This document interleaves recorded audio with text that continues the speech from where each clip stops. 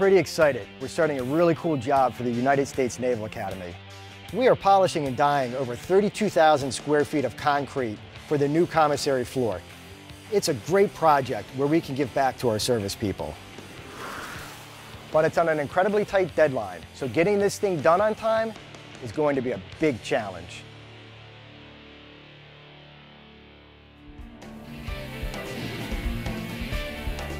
The first thing we have to do is run a concrete saw through the existing joints to clean them up. We want nice clean edges before we fill the joints with polyurea, a material that expands and contracts with the slab and allows heavy machinery to roll over the joints without cracking the edges.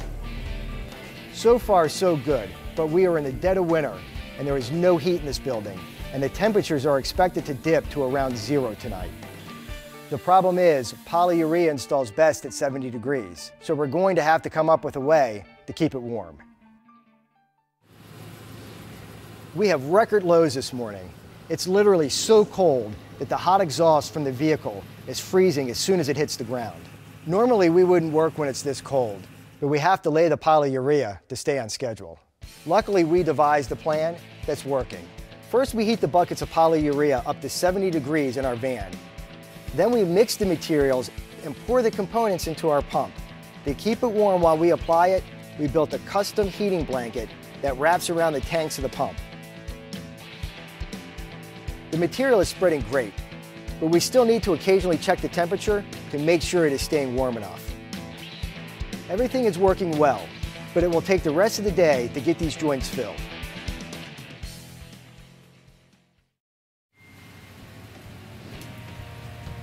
This morning, we are having an ice storm.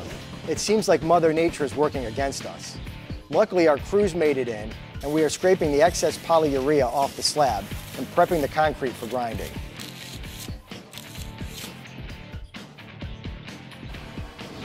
It's day 5, and somehow, we're still on schedule. The guys will spend the next couple of days grinding the concrete down with a coarse grit abrasive. This creates a concrete slurry that is squeegeed away and sucked up with a machine that works a lot like a Zamboni. It's a slow process, but we need to remove the cement paste layer and expose the sand aggregate so the color from the dye can set in.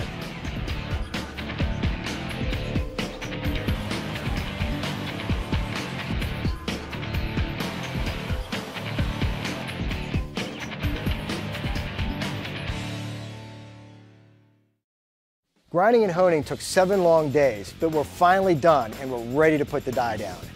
We just have to touch up some areas and then get this floor as clean as possible.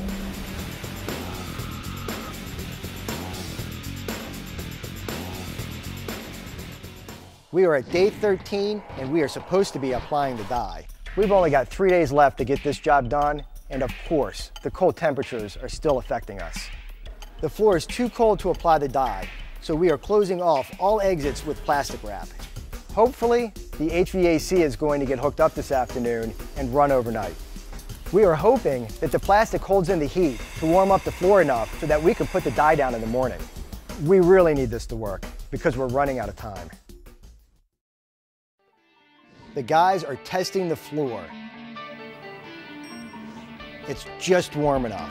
Time to apply the dye. The floor will be light brown.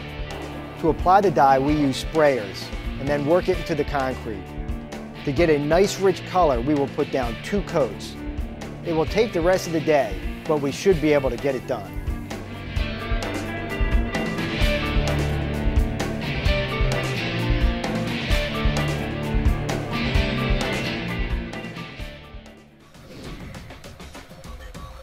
The floor is looking great. Today we are doing one last pass with 1800 grit abrasives on our machines. This will give the floor a nice reflective quality that has good clarity. If all goes well, we'll apply the last chemical application tomorrow. It's day 16 and we are applying the chemical protection guard. We are back on schedule, and it's a good thing because we have to be out of here in 2 days. The guys are making good progress. I don't foresee any setbacks, but in this business, you never know.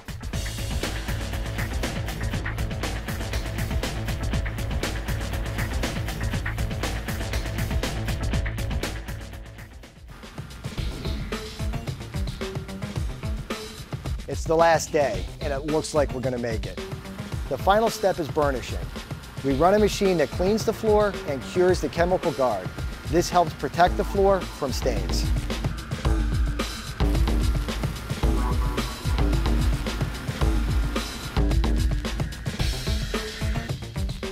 The floor looks fantastic. Now the space gets turned over to the general contractor so they can finish their work. We'll be back in 90 days to clean the floor before it gets turned over to the Naval Academy. It's the last day on the job, and we just finished the final clean, and let me tell you, the floor looks great. The stained concrete floor looks awesome. I'm glad we got to work on such a cool project and help our servicemen and women. This job had its moments, but we persevered.